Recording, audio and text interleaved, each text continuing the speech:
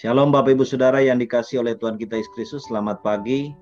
Kita bersyukur kembali pagi ini kita ada di hadirat Tuhan untuk kita mencari wajah Tuhan dan mengerjakan tugas-tugas kita sebagai penjaga-penjaga bagi kota-kota kita dan bangsa kita, bahkan juga buat bangsa-bangsa. Kita bersyukur kita semua dalam keadaan baik, sehat juga keluarga kita, sehingga saat ini kita boleh ada di hadirat Tuhan bersama saudara seiman yang lain untuk kita mencari hadirat Tuhan dan wajah Tuhan. Baik saudara, kita akan masuk dalam firman Tuhan. Kita bersyukur untuk hambanya, untuk Ibu Hannah Hudson. Beliau hamba Tuhan dengan jawatan ataupun urapan kenabian.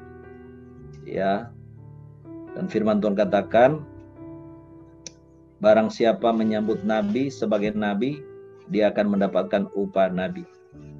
Jadi barang siapa menyambut rasul sebagai rasul, dia akan dapat upah rasul, saudara ya. Baik saudara, kita akan mendengar hambanya Ibu Hannah Hudson akan sharing firman buat kita pada pagi ini. Waktu kami persilakan. Shalom Bapak Ibu Saudara. Shalom. Shalom.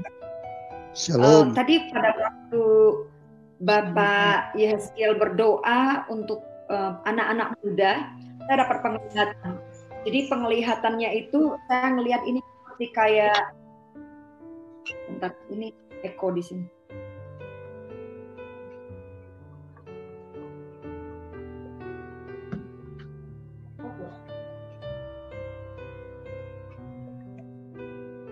Oke, bisa dengar saya? Bisa yang jelas. saya lihat tadi itu seperti kayak, saudara tahu kalau di Indonesia itu ada seperti kayak jembatan itu biasanya kan itu ada semacam temboknya itu air di bawahnya. Nah, yang saya lihat itu kiri kanannya itu ada semacam kayak tembok, jadi bawahnya kayak semacam irigasi tapi kecil dia bentuknya.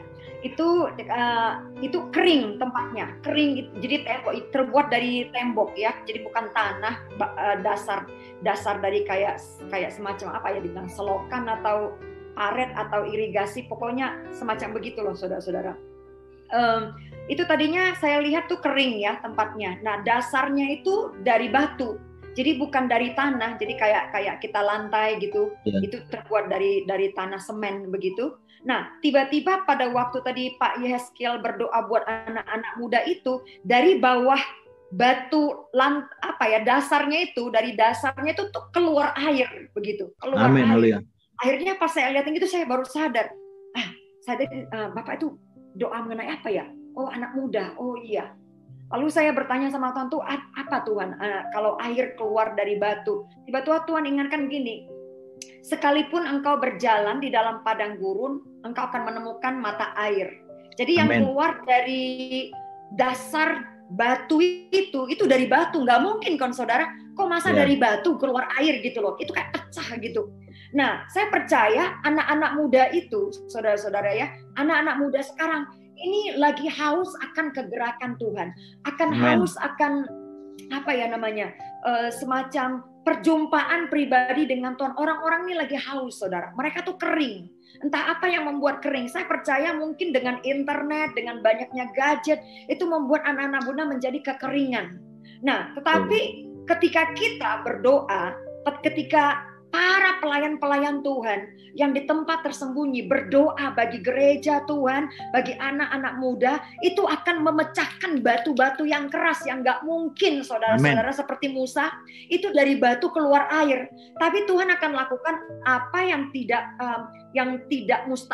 mustahil bagi manusia, bagi Tuhan tidak ada yang mustahil. Nah, saya percaya lewat doa-doa orang percaya itu akan membuat sesuatu terobosan terjadi di dalam rumah Tuhan, khususnya para generasi-generasi muda. Karena apa? Saya percaya generasi-generasi muda ini yang sebenarnya itu diserang oleh iblis, ilah-ilah zaman ini, saudara-saudara ya, dengan kesibukan, dengan distraction, dengan gadget, dengan sekolah yang menghimpit mereka, yang membuat mereka tuh harus keeping up gitu loh dengan demand dunia ini. Karena dengan teknologi semakin tinggi, anak-anak kita dipaksa untuk keeping up, untuk berlomba-lomba mengikuti arus tersebut, saudara. Nah, tidak heran karena tingginya demand daripada anak-anak muda yang sekarang ini, itu di Jepang, di Korea itu suicidal itu di antara anak-anak muda itu sangat tinggi sekali. Dan saya pernah baca di 2 bulan yang lalu bahwa di Indonesia anak 11 tahun, saudara mungkin berbaca kali ya, itu cewek loh saudara-saudara, cantik dan ceria orangnya, tiba-tiba bunuh diri saudara-saudara. Nah, anak muda ini gitu ya, karena dia ngikutin Instagram gitu, ikut ini, dia anak-anak muda sekarang itu ya ditipu oleh ilah-ilah zaman ini, berpikir bahwa bunuh diri itu adalah sesuatu yang cool gitu loh, sesuatu yang keren, sesuatu yang keren. Nah, itulah begitu ilah-ilah zaman ini menutupi kebenaran bagi remaja-remaja kita. Saya baru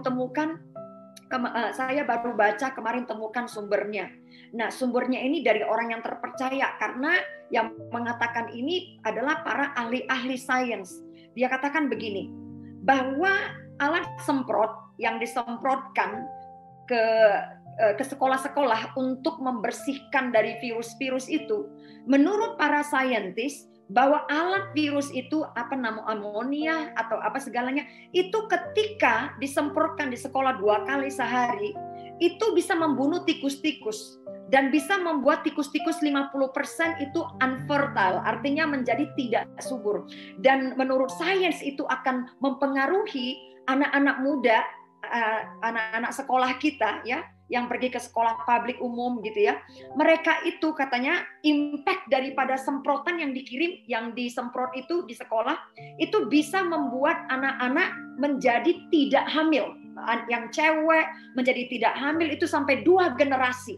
Jadi kalau setelah mereka, kalau dianya nggak bisa, anaknya lagi juga nggak bisa, gitu ya. Memang kalau anaknya nggak tahu, dan pokoknya kata 2 generasi itu bisa memberikan impact kepada generasi muda kita, membuat mereka itu kesuburannya itu menjadi mati, gitu loh, saudara, menjadi tidak subur.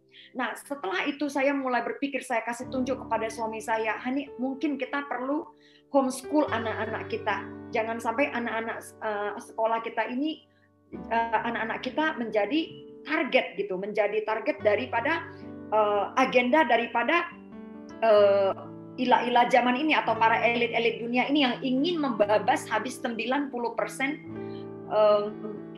populasi manusia. Nah, ini semuanya it's about that, dan ini sudah dilakukan secara terang-terangan loh saudara, bukan lagi sembunyi-sembunyian loh saudara. Nah, saya terlalu percaya bahwa kedatangan Tuhan itu lebih dekat daripada yang kita pikir. 2 hari yang lalu saya duduk sama suami saya, setelah kami bangun tidur gitu ya, saya bilang, Hani, pastikan jangan kamu terlalu sibuk, pastikan buli-bulimu penuh. Buli-bulimu itu penuh, Hani. Pastikan buli-bulimu penuh. Pastikan buli-buli anak-anak kita itu penuh dengan minyak Roh Kudus, penuh dengan minyak, supaya nanti ketika Tuhan datang, nanti semua kita itu dalam keadaan siap sedia. Nah, saudara, sekitar 2 bulan, kan sebulan, 1 bulan yang lalu, bulan 12, pada waktu hari Hanaka yang ketiga, Tuhan memberikan assignment kepada saya.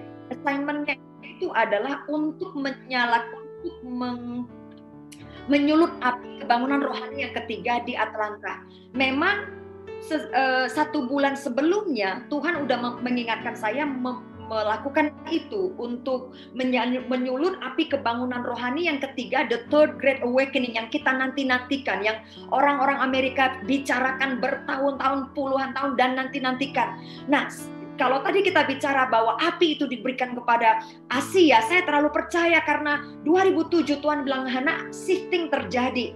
Kalau tongkat baton stick itu untuk Injil dulu diberikan kepada Amerika, kepada negara-negara Eropa, membawa Injil kepada Asia, ke seluruh dunia. Tetapi sekarang baton stick itu, tongkat kepemimpinan di dalam Injil itu diberikan ke Asia. Sekarang ini di Asia. Nah, saya sudah mengkoar-koarkan ini dari sejak 2007, saudara-saudara. Dan 2009 saya mulai, 2009 atau 2012, lebih dari mungkin sekitar 2011 ketika saya ada di Hawaii, itu tuh saya mulai mengerangkan, mulai menghamilkan suatu kebangunan rohani yang saya pernah dengar terjadi di Hawaii, yang saya pernah dengar terjadi di Jerman. Saya mau melihat Tuhan suatu great awakening, suatu di mana ada massive revival yang besar terjadi di suatu negara, di suatu komunitas. Saya ingin melihat dengan mata kepala saya sendiri, Tuhan. Jadi saya tidak cuma dengar berita, tidak cuma dengar cerita sejarah apa yang terjadi di masa lalu, tetapi saya benar-benar ingin melihatnya, Tuhan, dengan mata kepala saya sendiri. Ya, itu saya ingat di satu malam di depan China kabinet saya di rumah saya nangis. Itu udah malam-malam, saudara-saudara. Berlinangan air mata sampai meleleh-leleh, angka 11 di mulut saya, angka 11 di mata, angka 11 di hidung saya, saudara-saudara. Nah, saya menangis sama Tuhan. Tuhan, curahkan api kebangunan rohani, Tuhan. Curahkan api Roh-Mu, Tuhan. Ketika saya berteriak-teriak menangis, saudara, percayalah, setiap tangisan yang dicurahkan di dalam peribaannya Tuhan, di dalam hadiratnya Tuhan, itu saudara disimpan loh, saudara di klosetnya Tuhan. Satu saat itu pasti malaikat membuka, oh ya, si Hana pernah dengan, oh Pak Yeskel pernah nangis, oh Ibu Mauren itu pernah menangisi kota Surabaya, Pak Yeskel pernah menangisi Papua. Saudara-saudara, itu Tuhan punya data-data, file-file daripada air mata kita dan seruan kita. Dan percayalah, itu tidak akan sia-sia. Setiap orang yang menghamilkan sesuatu pasti akan melahirkan. Setiap benih yang ditaburkan pasti akan tumbuh dan akan menuai, saudara-saudara. Amin.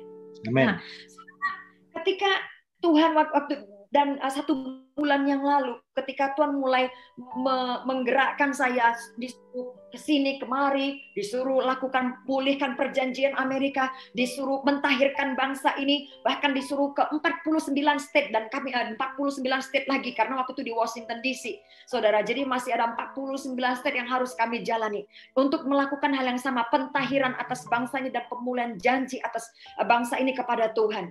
Saya kadang bertanya sama Tuhan, Tuhan siapa saya? Nggak ada yang tahu saya. Tuhan siapa saya ini? Saya nggak punya platform. Tuhan siapa saya? Saya ini cuma ibu rumah tangga. Saya ini cuma orang Indonesia.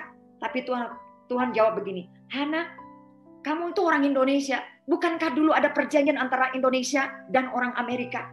Bukankah dari dulu orang Indonesia berseru-seru untuk kemerdekaan, Tuhan kirim orang Amerika? Akhirnya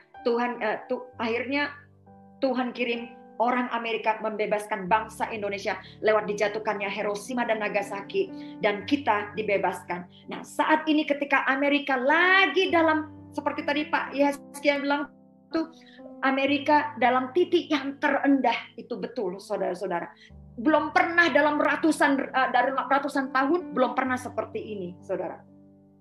Ini adalah merupakan satu goncangan bukan cuma buat Amerika, tapi juga buat gereja Tuhan.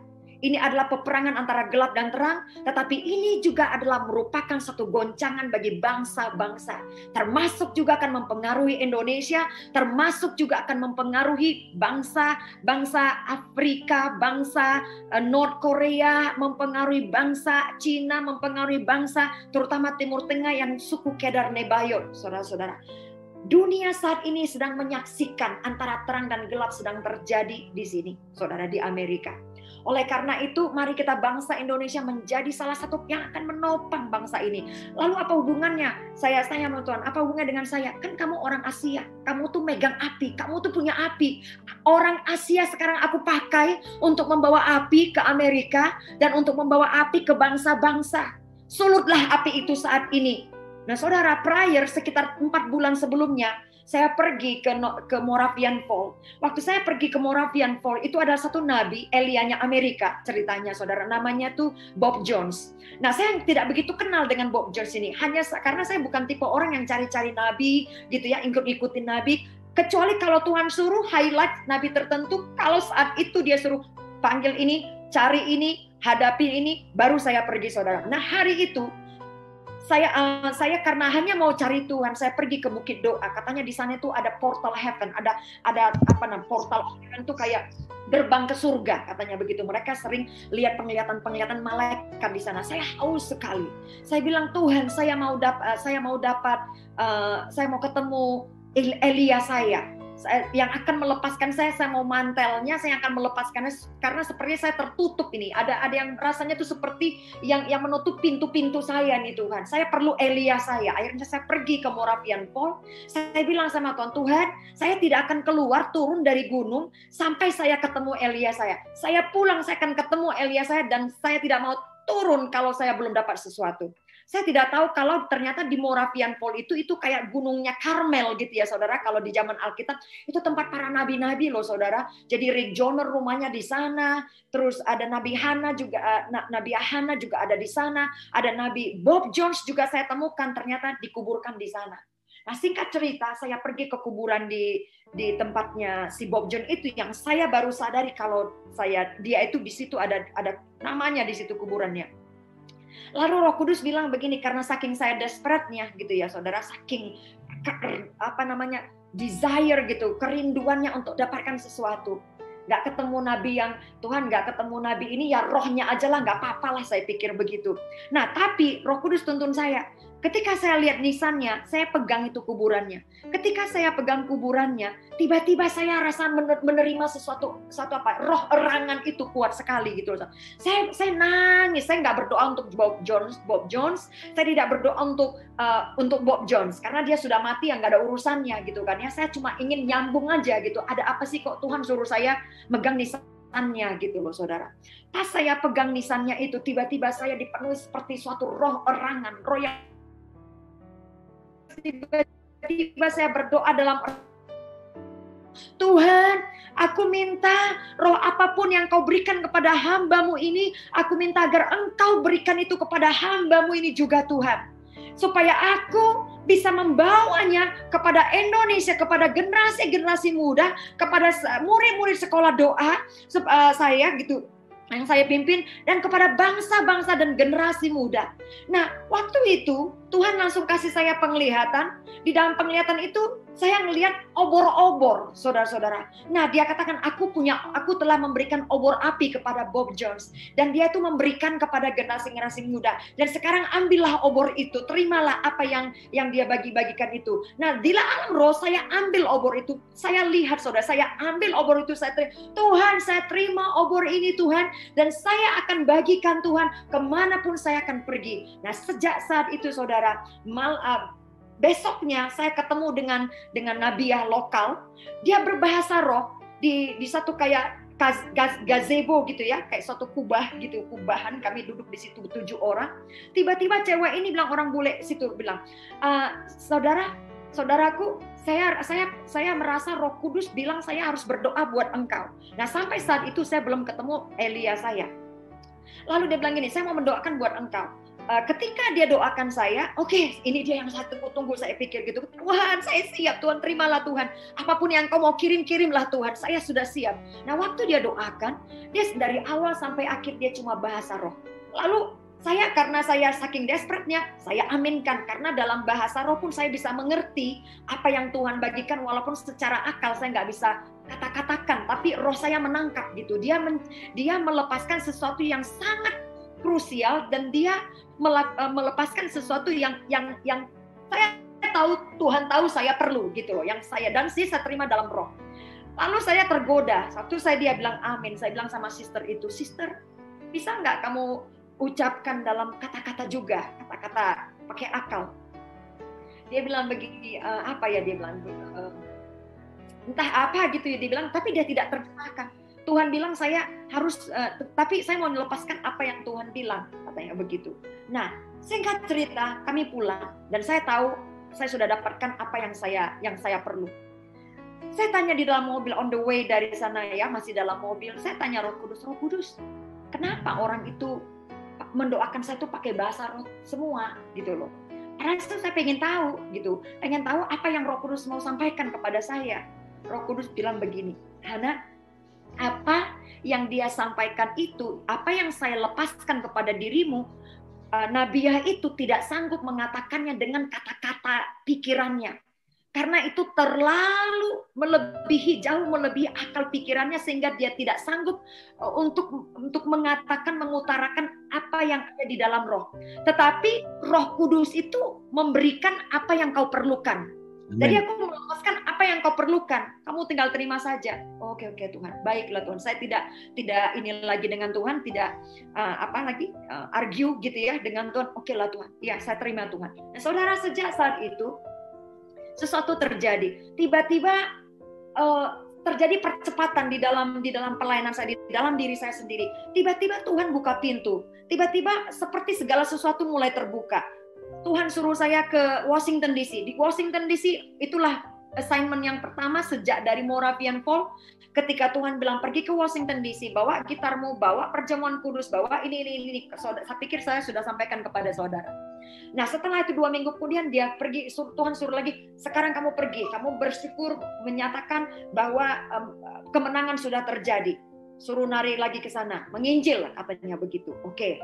Setelah itu pulang dari sana, Tuhan bilang begini, Hana, nyalakan api obor di Atlanta, karena api kebangunan rohani yang ketiga itu akan terjadi dari timur, dari pintu timur. Sekarang terjadi dimulai. Saudara, ini pun terjadi di dunia. Kalau dari dulu revival itu terjadi mulai dari west, saudara. Tetapi di akhir zaman ini itu saudara-saudara akan ditutup dari east, dan dimulai di abad 21 ini akan dimulai dari pintu timur. Kalau dari negara-negara, maka Indonesia adalah termasuk Asia, adalah termasuk pintu timur, saudara-saudara. Ya, nah, saudara, saya percaya di Amerika sendiri pun untuk lokal, dulu kebangunan rohani itu mulai terjadi di west, di bagian barat, which is yang adalah di Los Angeles ketika Azusa Street terjadi. Tetapi di abad 21 ini kebangunan rohani terjadi itu di timur, which is adalah di Atlanta, saudara-saudara. Dulu awal-awal 2019 saya sudah membuatkan kepada kelompok doa di sana, saya bilang kebangunan rohani dimulai dari Atlanta. Atlanta itu adalah pintu gerbang untuk bangsa-bangsa. Nah, saudara, karena di Atlanta itu adalah international airport yang salah satu yang paling terbesar di Amerika, saudara-saudara. Ya, nah setelah itu, saudara-saudara, Tuhan bilang bawalah, kumpulkanlah para nabi-nabi. Nah, rencana pertama saya mau bawa dengan ada doa ini, ada doa itu, saya udah bikin rencana, saudara-saudara. Ternyata setelah kami pergi ke sana, Tuhan bilang jangan hari ini khusus untuk hari ini kamu nggak akan menyalakan obor, karena tidak semua orang yang perlu datang untuk di obor itu dia tidak datang. Nah, saudara, itu Tuhan tahu siapa pemegang obor. Orang-orang yang memegang obor, orang-orang yang punya api, yang ada apinya tersedia, itu akan mendapatkan, saudara-saudara, mendapatkan api daripada Tuhan. Nah, saudara-saudara, saya percaya kita semua anak-anak Tuhan, kita memiliki obor-obor yang Tuhan berikan di dalam tangan kita. Karena kita adalah gereja Tuhan. Saudara, ada di dalam saya baca di sini ya, di dalam Imamat 6 ayat 12. Api di atas mezbah itu harus dijaga supaya terus menyala. Jangan dibiarkan padam. Tiap-tiap pagi imam harus menaruh kayu di atas mezbah, mengatur korban bakaran di atasnya, dan membakar segala lemak korban keselamatan di sana. Saya percaya bahwa tugas daripada para imam-imam di dalam rumah Tuhan itu adalah tugas kita menyalakan api, menjaga api, membawa api, saudara-saudara. Kita mau pastikan bahwa di rumah Tuhan, di dalam gereja Tuhan, ada selalu api Tuhan, api Roh Kudus yang terus menyala-nyala. Oleh karena itu, ada perintah mengatakan 1 Tesalonika 5 ayat 19, janganlah padamkan roh itu, saudara-saudara. Nah, ada sesuatu yang unik yang terjadi secara profetik Tuhan tunjukkan di dalam kejadian kami. Jadi di hari pertama itu, di percobaan yang pertama, rencana yang pertama, di mana saya pikir pada hari itu kami mau menyalakan obor, terus mau melakukan memberikan makan kepada orang-orang miskin, memberi makan kepada orang miskin terjadi. Tetapi doa rekonsiliasi antara orang kulit putih dengan orang kulit hitam tidak terjadi pada waktu itu. Nah, justru orang yang pada saat itu yang saya mau minta saat itu untuk mengadakan doa rekonsiliasi itu, saudara, karena di dalam keluarganya itu terjadi banyak namanya rasisme gitu loh, saudara. Jadi mereka ini kulit putih. Nah, para orang kulit putih ini, saudara, keluarga dia ini selalu menganggap orang-orang kulit hitam itu di bawah, orang kulit hitam itu derajatnya rendah. Nah, dia melihat impact-nya itu, dia dibesarkan di situ dan bagaimana itu mempengaruhi keluarga dia dan pikirannya, saudara. Dan dia sangat menentang itu. Oleh karena itu saya menantang dia, meminta dia untuk why don't you untuk membawa doa rekonsiliasi itu supaya sesuatu terjadi di dalam negeri kita. Nah, saya undang dia untuk bikin doa rekonsiliasi itu. Di hari itu tidak terjadi. Malahan saudara-saudara, saya disuruh Tuhan untuk melayani dia dan suaminya dan mendoakan orang-orang yang tadinya mestinya untuk melayani. Nah, saudara-saudara, ternyata begini, seringkali Tuhan memberikan kita suatu undangan untuk melakukan sesuatu dan kita taat, tetapi belum tentu apa yang kita pikir terjadi hari itu belum tentu terjadi hari itu. Jadi saudara, kita sebagai para pendoa-pendoa Nabi Tuhan, kita harus ada yang namanya bersifat penyerahan total dengan agendanya Roh Kudus. Karena apa yang kita pikir adalah merupakan kehendak Tuhan, itu belum tentu kehendak Tuhan yang sempurna. Apakah itu salah? Tidak salah. Itu baik. Tetapi apa yang baik belum tentu sempurna. Ya saudara-saudara. Nah, pada waktu itu, jadi singkat kata, penyalaan obor pada bulan 11, penyalaan obor pada bulan 11 tidak terjadi, saudara-saudara ya. Tetapi kami melakukan fokus kepada pelayanan orang miskin, yang Tuhan minta saya fokuskan kepada orang miskin. Nah, setelah itu, pada waktu bulan 12, saya lagi berdoa terus, sejak itu gagal, saya selalu bertanya sama Tuhan, Tuhan kapan? Tuhan kapan? Saya selalu berjaga-jaga. Karena apa? Waktu itu, saudara-saudara, ternyata sebagai seorang nabi Tuhan, saudara-saudara, kalau saudara panggilannya adalah para nabi-nabi Tuhan, atau para pendoa-pendoa, kita itu harus seperti kayak pendekar atau kayak warrior perang, atau seperti tentara perang. Kalau benar-benar tentara perang, apalagi Navy SEAL-nya Tuhan, gitu ya, Navy SEAL, gitu, pasukan khusus. Itu pasukan-pasukannya khusus Tuhan. Saya dibuat seperti, hidup seperti kayak begini, saudara, yang saya lihat, gitu ya. Saya itu seperti orang yang kayak pasukan khusus, nggak punya agenda, tinggal menunggu panggilan daripada sang jenderal. Kalau sang jenderal bilang, "Hei, bangun, perang," gitu ya, perang, gitu kan. Saudara, kita itu kalau orang-orang Navy SEAL Amerika itu, mereka tuh tidur aja pun kadang-kadang tuh masih pakai seragam, saudara-saudara. Itu pasukan Navy SEAL. Mereka tuh hidupnya nggak normal. Mereka tuh hidupnya di atas tentara yang rata-rata atau tentara yang umum, saudara-saudara. Navy SEAL ini mereka digodok sedemikian rupa supaya mental kekuatannya itu siap untuk menghadapi musuh yang paling besar. Dan yang paling utama adalah mereka tuh menghadapi posisi-posisi yang tentara biasa tidak akan pergi, saudara. Nah, inilah pasukan khusus. Jadi pada waktu itu Tuhan langsung bilang gini, padahal saya ini dingin loh, saudara. Ini bulan Januari itu, bulan Desember itu adalah bulan-bulannya dingin. Jadi saya pikir dulu, mungkin nanti saya bilang sama murid-murid saya yang lain yang ada di sini, nanti ini aja mungkin bulan Maret aja lah ya kira-kira untuk nyalakan obornya. Karena sudah musim dingin sekarang. Nggak mungkin lah keluar kita dingin-dingin gitu nyalain. Di pikiran saya seperti itu. Cuma roh saya belum nyambung karena kok lama banget bulan Januari. Ini kita mesti mengikuti ritmenya Tuhan gitu loh. Kalau di surga tuh ada ritme, ada frekuensi, saudara-saudara, atau ada yang namanya kayak ritmenya Tuhan gitu ya. Nah, kita tuh harus kayak orang lagi dance gitu ya. Kita tuh mesti ngalir terus gitu loh. Kita nggak boleh berhenti dance, kita nggak boleh berhenti menari. Kita harus terus menari bersama alirannya Roh Kudus, kemana Roh Kudus bergerak. Itu sebabnya kita mesti siap sedia. Nah, tiba-tiba itu yang saya tidak duga, tapi saya siap gitu. Kapan saja Tuhan mau. Tiba-tiba ada di bulan Hanukkah hari ketiga, Tuhan bilang, "Ayo Hana, sekarang kamu sulut api." Hah? Oke Tuhan, siap Tuhan. Ketika saya sampaikan kepada teman-teman saya di nabi-nabi di sini, itu mereka, "Hana, saya pikir ini waktunya karena ini bulan Hanukkah. Hanukkah itu masa-masa di mana api dinyalakan. di masa itu pendedikasian daripada bait suci Allah. Nah, itu dirayakan pada bulan-bulan Hanukkah, saudara-saudara. Pendedikasian bait suci Allah, mereka menyalakan lampu. Nah, itu 7 biasanya tuh ada. Kalau tradisi yang sekarang nih di akhir zaman ini, itu mereka biasanya kan menyalakan tuh 9 kaki dian gitu loh, saudara. Tapi aslinya kaki dian itu sebenarnya ada 7 gitu ya, kaki dian. The menorah gitu loh, saudara. Nah, saya tanya Tuhan mau berapa ininya, mau berapa obornya gitu. Disuruh Tuhan nyalakan obor. Obornya tuh ambil yang 7, yang aslinya seperti yang di firman Tuhan. Oke Tuhan, saya sampaikan lagi kepada nabi-nabi, kita perlu 7 obor begitu.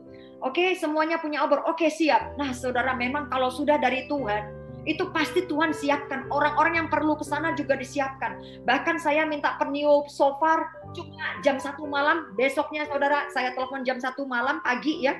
Jam 11 dia sudah ada, saudara-saudara. Siap katanya, semuanya sudah siap. Saudara, ada sister tadi, akan saya bawa lilin. Lilinnya ada yang warna-warni katanya begitu. Oke. Padahal saudara, saya coba ngubunginnya itu cuma 4 orang. Jadi saya pikir-pikir cuma yang hadir nanti bakal 4 orang, ya nggak apa-apa lah, karena sudah terbiasa untuk para kumpulan nabi-nabi pasukan khusus itu memang nggak banyak, saudara-saudara. Ya, bukan kayak acara-acara besar gereja gitu, saudara. Nah, setelah itu kami pergi ke sana. Singkat cerita, kami pergi ke sana. Nah, rupanya saudara, kami ada 4 obor yang tinggi-tinggi, yang besar-besar gitu ya, kayak obor begitu, saudara. Nah, setelah itu sister yang lain bawa obor-obor yang kecil, jadi kayak lilin-lilin kecil gitu ya, saudara, panjang-panjang begini. Waktu kami nyalakan, saudara, ini kayak semacam penyalaan obor. Jadi saya yang pimpin, saya nyalakan, terus saya nyalakan obor-obor mereka, begitu, obor-obor yang lain. Nah, waktu kami menyalakan itu, saudara-saudara, ya, saya bawanya pakai alkohol. Jadi saya basahin dulu. Jadi saudara, kalau saudara nggak punya api di rumah, gitu ya, entah kenapa kejadian apa, bisa pakai alkohol. Alkohol ambil kain, itu kainnya itu ditutup-tutup gitu kalau mau bikin obor di rumah, bikin bola begitu, terus semprot dengan obor. Itu kalau saudara semprot dengan obor, lalu saudara nyalain pakai korek api, itu pasti jadi obor, saudara-saudara. Ya, sekedar info. Lalu saya bawa semprotan itu alkohol itu gitu ya. Saya nggak mau ada tumpahan minyak di mobil, jadi saya pakainya begitu. Nanti di sana ada yang bawa minyak, saya tuang pakai minyak begitu. Nah, sampai di sana saya nyalakan obor tuh, saya bagi-bagi gitu ya. Karena saya yang organizer-nya, jadi saya sibuk, saudara, pastikan acara itu mengalir dari A sampai Z gini-gini. Nah, saya perhatikan itu anginnya karena agak-agak dingin gitu, tapi angin kencang gitu loh, saudara. Itu saya nyalakan obor itu tiba-tiba habis saya ada brother nih ya. Ada brother dari gua Temala, dia tuh tuang-tuangin minyak ke dalam obor-obornya masing-masing gitu. Ada 4, dia membantu gitu, memastikan tiap punya orang tuh punya minyak. Dia tuang-tuangkan gitu ya, dia bantu yang mati, dia nyalain lagi, yang mati dia angin, dia nyalain lagi. Pokoknya dia sibuk, saudara-saudara, menyalakan api-api. Begitu. Ya, ketika api sudah dinyalakan, penyalaan pertama sudah dilakukan. Lalu saya ngelihat ada 2 perempuan. Mereka nih apinya tuh cuma lilin, saudara-saudara. Nah, angin kencang, tapi mereka nih terduduk di balik dinding gitu ya. Diam, menjagain ini api. 2 api. 2 mereka pegang-pegang tangannya, kadang-kadang tuh panas gitu tangan mereka, dilindungin gitu ya supaya api nggak nyala. Sementara kami melakukan keliling 7 keliling ya dari tembok itu, saudara-saudara. Nah, ini ada satu brother, dia tuh obornya itu dia cuma pegangin obor gitu. Dia pastikan dia megang obor dan itu terangkat gitu. Obornya pas di tengah-tengah kayak mimbar gitu loh, saudara-saudara ya, di mana pusat acara gitu. Dia pegang-pegang begitu. Nah, tahu-tahu karena saya sibuk gitu ya mengikuti acara, jadi saya taruh obor saya di dinding. Waktu saya taruh obor saya di dinding, saya udah tidak perhatikan lagi, saudara-saudara, karena angin udah habis gitu ya. Karena saya harus melakukan ini. Saya perhatikan begini, saya mulai, Tuhan, saya perhatikan semua orang, ini apinya nyala.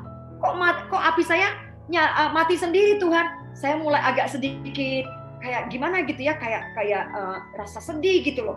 Kok api saya mati, Tuhan? Kan saya tadi penyulut apinya. Lalu Tuhan bilang begini, Hana, kan kamu itu yang penyulutnya. Penyulut api itu, mereka tuh kayak korek api, itu nggak nyala terus. Kan dia apinya kecil, tapi dia yang menyulut semua api-api, obor-obor yang ada. Kalau nggak ada api penyulutnya, yang lain pun nggak ada. Api itu kamu sendiri, kemanapun kamu pergi, kamu itu akan selalu bawa api. Saudara-saudara, saudara kenali dirimu. Saudara-saudara, mungkin dirimu itu, saudara-saudara, apa sih ciri-ciri orang? Ini kita bicara soal pelayanan api, saudara, di dalam rumah Tuhan. Apa sih ciri-ciri orang penyulut api? Orang ciri-ciri penyulut api ini, mereka tuh revivalist. Mereka tuh kalau bicara, orang-orang pada kebakaran. Kalau dia mulai berdoa, orang-orang mulai ke transfer, saudara-saudara ya. Nah, kalau saya ingat mulai dari tahun 2006 di Indonesia, awal-awal mulanya itu saudara-saudara, ketika saya mulai mendapat mimpi penglihatan, sering dibawa Tuhan ke sana kemari di alam roh, dan saya mulai berapi-api. Nah, saya mulai minta Tuhan, aku minta itu api kebangunan rohani yang datang dari itu tuh yang orang itu bawa dari Toronto itu. Aku minta Tuhan. Jadi saya minta apinya, saya minta apinya itu memang saudara-saudara. Nah, memang setelah saya doa begitu, minta apinya saya terima, sesuatu memang terjadi dalam diri saya. Nah, saya mulai, karena saya sering dapat mimpi-mimpi penglihatan buat Indonesia, apa yang akan terjadi buat Indonesia, kemana-mana. Saya mulai ngubungin satu demi satu teman-teman lama loh, saudara, teman-teman sekolah seminari Bethel. Nah, mereka ini kan saya tidak tahu, mereka tuh secara rohani di mana dan di mana, begitu secara rohani. Tiba-tiba mereka ini kayak orang-orang kebakaran, saudara-saudara. Saya cuma bicara sama mereka, tiba-tiba mereka kayak kebakaran. Terus mereka ngaku, anak saya sejak bicara sama kamu ya, kayak saya tuh kayaknya tuh kayak berapi-api lagi sekarang. Dulu saya lemas, dulu saya udah kayak gimana gitu, stagnasi dalam pelayanan. Tapi sejak bicara dengan kamu, seperti ada sesuatu yang menggelora, yang menggebu-gebu dalam diri saya. Oh, waktu itu saya belum mengerti saya api gitu loh saudara. Saya telepon lagi teman-teman. Begitu lagi sebelum di akhir-akhir ini sejak COVID-19 ini saudara, awal-awal mulai itu juga begitu, saya hubungi lagi nabi-nabi yang lain, nabi-nabi yang letih lesu, nabi-nabi yang terhilang, nabi-nabi yang tersembunyi. Saya berikan semangat, saya berikan ada sesuatu, gini, tiba-tiba mereka semua pada berkobar-kobar, akhirnya kami ngumpul lagi, tiba-tiba kebakaran api semuanya saudara-saudara. Haleluya. Nah, saudara, ada kita ciri-ciri orang yang seperti itu. Saudara perhatikan, kalau saudara mengenali orang-orang yang menjadi penyulut api, dekat-dekat deh dengan orang itu. Kalau saudara menyadari obormu mungkin sudah padam, obormu mungkin kekurangan, apinya sudah hampir kedut-kedut gitu ya. Ayo cari sama orang yang suka ngipas-ngipasin api gitu loh saudara-saudara. Yang suka memberikan semangat, yang suka memberikan kekuatan, yang suka mendorong kita untuk lebih maju dalam Tuhan. Cari orang-orang yang seperti itu di sekitar saudara. Saudara-saudara, jangan dekat-dekat dengan orang yang letih, yang lesu-lesu. Saudara pasti tambah lesu, madesu, masa depan suram, saudara-saudara. Nah, saudara-saudara, ini adalah ciri-ciri orang penyulut api. Mereka tuh pemicu, mereka tuh pembakar, mereka tuh yang menyalakan obor-obor yang mati, saudara-saudara, ya. Nah, ini adalah seperti orang seperti Petrus gitu loh, saudara ya. Nah, yang kedua, gitu, ada orang yang pemegang api. Pemegang api ini mereka begitu dapat api, mereka tuh saudara bawa itu api kemana-mana, saudara-saudara. Dia bawain itu api-api, dia mulai membagikannya kepada orang. Nah, ada orang, ciri orang yang ketiga itu penjaga api. Penjaga api ini khusus saudara-saudara. Mereka ini adalah orang-orang yang tersembunyi. Mereka tuh disembunyikan Tuhan di tempat-tempat yang tertutup.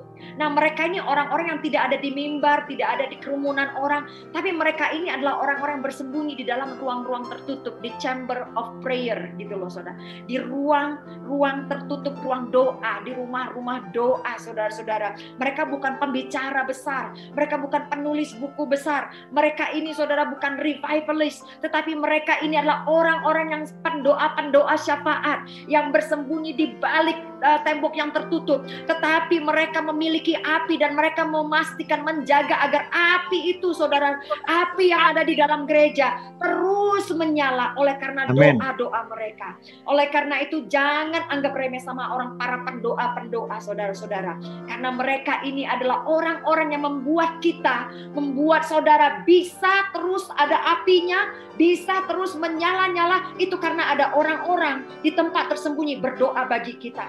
Saya di tempat saya ada sekitar 400 pendoa-pendoa. Kalau saya lagi mau pelayanan keluar-keluar, saya mengandalkan mereka, saudara. Mengandalkan para pendoa-pendoa yang tersembunyi ini. Saya tidak mau hebat-hebatan diri saya sendiri keluar tanpa ada yang menopang saya, saudara-saudara. Karena saya percaya tanpa kita tubuh Kristus, Tanpa kaki, tanpa jari kita nggak bisa jalan. Tanpa kepala kita nggak bisa bicara, saudara-saudara. Tanpa telinga kita nggak bisa bicara, saudara. Saya ini lebih pada mulut, saudara-saudara ya. Nah, oleh karena itu saudara, ini unik pelayanan api yang Tuhan berikan.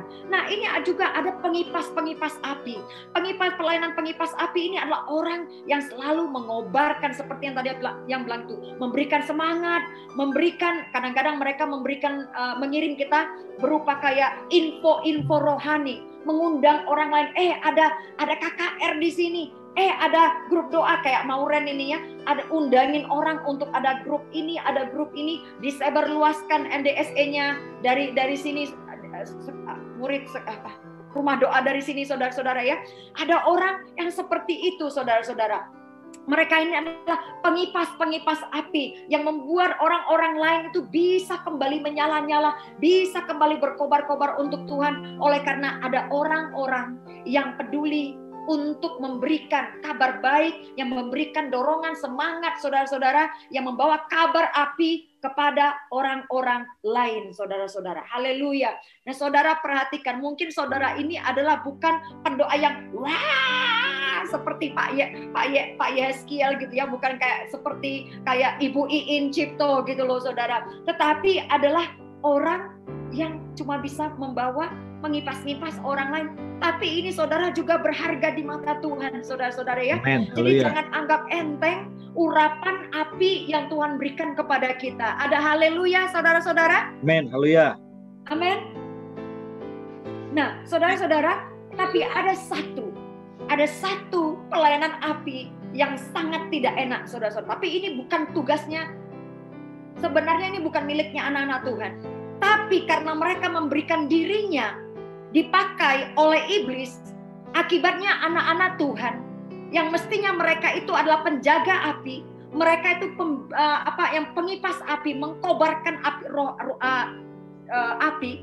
Tapi karena mereka tidak menjaga hati, tidak menjaga pikirannya, mereka ini ada akibatnya, saudara-saudara, dipakai iblis untuk menjadi pelayanan api, tetapi menjadi pemadam api, saudara-saudara. Ini ada di dalam gereja Tuhan, pemadam api, saudara-saudara. Siapakah orang-orang ini?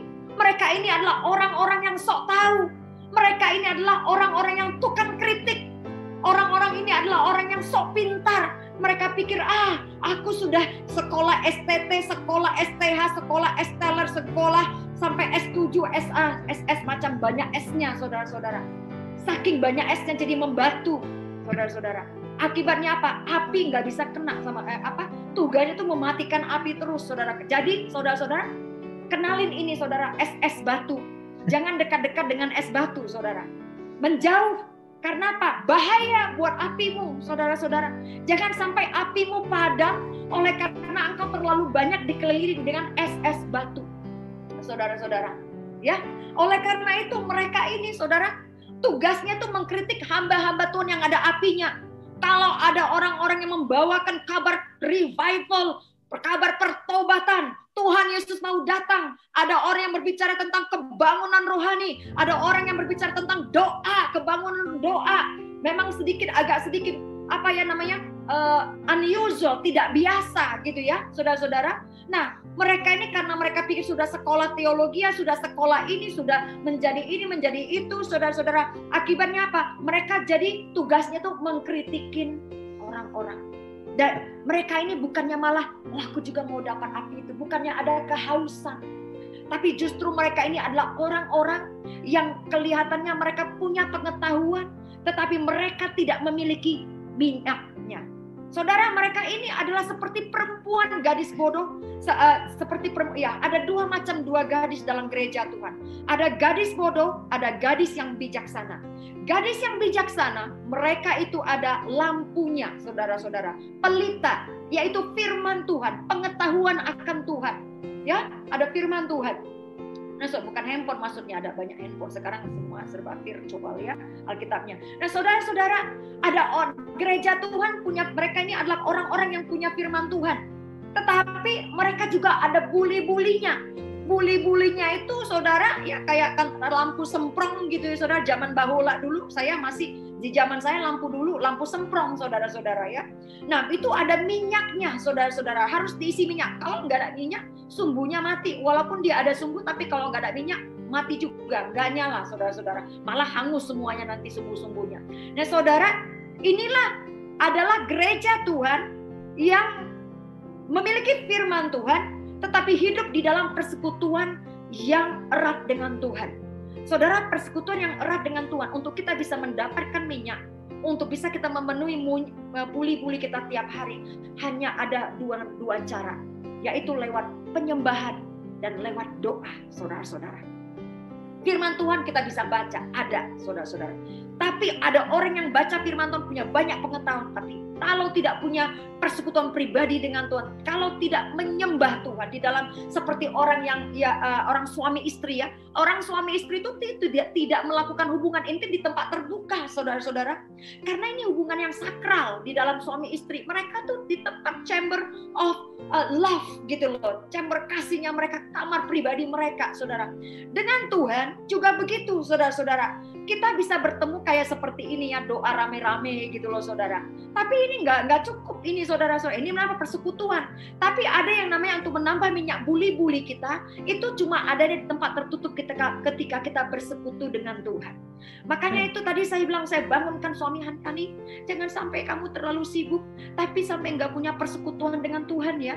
Kamu harus bercumbu-cumbuan dengan Tuhan, dengan Roh Kudus, menyembah Dia, mengagungkan Dia, bersekutu dengan Dia pribadi lepas perintah tanpa saya. Kamu pribadi dengan Tuhan, begitu. Ya kata suami saya, saudara-saudara, karena dia kadang-kadang saya lihat sibuk banget pelayanan sana, sekolah apa segala ngurus ini dan itu gitu loh, saling mengingatkan. Saudara, saya juga ingin mengingatkan saudara. Ada juga orang lain yang mereka tuh punya firman Tuhan, tapi mereka tuh sibuk pelayanan sana sini, saudara, punya pengetahuan yang besar tentang teori ini, teori sini, tapi mereka tidak punya persekutuan pribadi dengan Tuhan. Dan akibatnya apa, saudara? Mereka mulai memadamkan api-api yang sedang menyala dengan teori-teori mereka, saudara. Menurut teori si ini, menurut teori si ini, menurut teori si ini. Padahal orang-orang yang menurut teorinya itu, mereka adalah orang-orang biasa juga loh, saudara-saudara. Kalau saya teori Roh Kudus saja lah, Tuhan. Saya bilang gitu. Karena apa? Kalau saya dapat langsung dari Roh Kudus, saya punya confidence, saya boleh mati untuk itu. Karena nanti yang bertanggung jawab kepada Tuhan. Tapi kalau saya mati demi teori Martin Luther atau demi teori Calvinis, mereka nggak akan bertanggung jawab dengan saya. Lebih baik saya minta Roh Kudus yang bertanggung jawab atas nyawa saya. Makanya saya berani sekali, saudara-saudara, ngomong apa yang saya percaya itu dari Roh Kudus, bukan dari manusia. Saudara-saudara, kalau kadang-kadang tuh jadi kayak orang gila ya, kayak orang gila nggak apa-apa, nanti Tuhan yang tanggung jawab. Daud pun juga, ini bukan teori yang baru, Daud juga kayak orang gila juga kok, saudara-saudara ya, dalam urapan Tuhan, saudara-saudara. Ya, jadi saudara-saudara, inilah saudara-saudara yang saya mau ingatkan hari ini, agar kita saudara di akhir zaman ini, tahun 2021 ini, kalau kita mau melihat kebangunan rohani terjadi buat Indonesia, pastikan kita punya obor, supaya ketika kita punya obor, nanti saudara ada di sekitarmu orang-orang yang penyulut api, dekat-dekat dengan orang itu, saudara-saudara. Pastikan saudara-saudara minta apinya dari mereka. Saudara-saudara, ada orang, saudara bisa juga minta dari Roh Kudus, saudara-saudara. Maksud saya, itu ada orang-orang tersentuh, saudara-saudara, secara tubuh Kristus yang memang sudah dibagikan Tuhan, saudara-saudara, tugas masing-masing ada. Penyulut api. Kalau saudara juga lagi lemes-lemes nih, apinya udah mau padam-padam, dekat-dekat dengan orang yang berkobar-kobar, saudara-saudara. Kayak orang Batak, orang Manado, orang Irian Jaya, orang Ambon, mereka ini saudara-saudara orang yang berkobar-kobar, melega-lega, kalau orang Batak bilang, saudara-saudara ya. Kalau khotbah itu melega-lega mereka. Dekat-dekat saja saudara-saudara. Kalau yang saudara pengen ada keberanian gitu ya, yang daripada Tuhan, dekat-dekatlah dengan orang ini, saudara. Benar ya, Pak Yehezkiel? Amin. Pak Yehezkiel orang Manado kan, Pak? Makanya orang-orang Batak itu, saudara, dipakai Tuhan, saudara-saudara, untuk apa? Untuk kebangunan rohani, saudara. Karena mereka ini udah ada kayak DNA-nya Petrus, DNA-nya si Musa sudah ada pada mereka. Darah yang melega-lega. Haleluya. Tapi sudah diurapi darah yang melega-lega itu ya, Pak. Jadi sekarang darah itu melega-lega untuk Roh Kudus. Amin. Haleluya. Amin.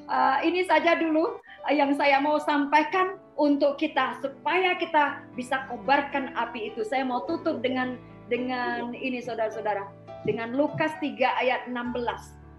Ya, Yohanes menjawab dan berkata kepada semua orang itu, "Aku membaptis kamu dengan air, tetapi Ia yang lebih berkuasa daripadaku akan datang dan membuka tali kasutnya pun aku tidak layak. Ia akan membaptis kamu dengan Roh Kudus dan dengan api." Nah, api inilah yang kita mau minta saudara-saudara yang dari Tuhan ya. Kita ini sebenarnya gereja Tuhan ini seperti di Ibrani 1 ayat 7 ya, tentang malaikat-malaikat Ia berkata, yang membuat malaikat-malaikatnya menjadi badai dan pelayan-pelayannya menjadi nyala api. Saudara, kita ini adalah pelayan-pelayan Tuhan di alam roh, saudara-saudara. Dan pelayanan kita itu adalah pelayanan api. Karena apa? Amen. Api sudah ada dicurahkan kepada kita. Oleh karena itu tugas kita itu adalah memastikan api itu tetap menyala, api itu tetap kita menjaga api itu dari si iblis, dari angin-angin jahat, menjaga api tersebut. Kita kobar-kobarkan terus api tersebut, saudara-saudara, yang ada di dalam diri kita. Menjaga api tersebut untuk tidak mati dengan membagikannya kepada orang-orang lain, saudara. Haleluya, puji nama Tuhan.